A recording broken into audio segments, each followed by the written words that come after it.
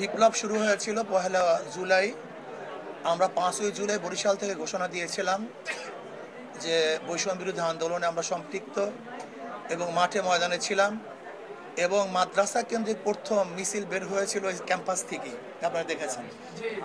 অর্থাৎ মাদ্রাসার ছেলেরা বৈষম্য বিরোধী আন্দোলনে প্রথম সম্পৃক্ত হয়েছে চরমনাই মাদ্রাসা এবং বাংলাদেশের প্রত্যেকটা মাদ্রাসায় আমরা উদ্বুদ্ধ করেছিলাম, ওলামায়ে কেরাম ছিল এবং বৈষম্য বিরোধী আন্দোলনে আমরা সামনের কাতারই আন্দোলন করেছিলাম। যেহেতু আমাদের সহযোদ্ধা, আমরা একই সাথে আন্দোলন করেছি, একই সাথে দেশকে পরিবর্তন করার চেষ্টা করেছি।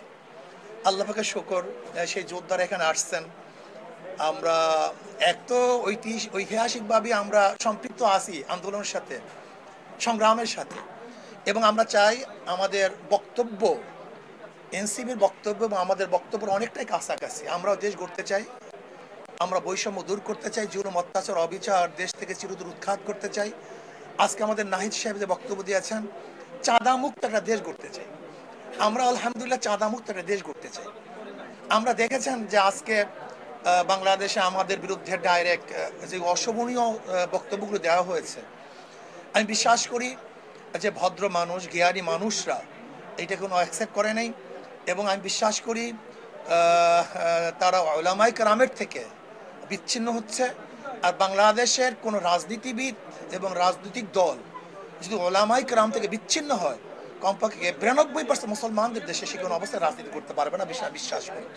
কাজে আমি আজকে আমাদের বৈষম্য বিরোধী আন্দোলনের থেকে শুরু করে এনসিপি যারা গঠন করেছেন, আমি সবাইকে ধন্যবাদ জ্ঞাপন করছি এবং আশা করি ইনশাআল্লাহ ভবিষ্যতেও আমরা সহযোদ্ধা হিসাবে দেশকে গড়ব এবং দেশে নেতৃত্ব দেবো ইনশাআল্লাহ। দেশ গড়ার জন্য যা কিছু প্রয়োজন সব আমরা একত্রিত করবো ইনশাআল্লাহ। দেশ গড়ার জন্য যাহা কিছু প্রয়োজন, সে নির্বাচন হোক, আন্দোলন হোক, সংগ্রাম হোক, বিপ্লব হোক, বক্তব্য হোক, একই মঞ্চে হোক, অর্থাৎ দেশকে গড়ার জন্য যাহা কিছু প্রয়োজন আমরা সমৃদ্ধভাবে করবো ইনশাআল্লাহ।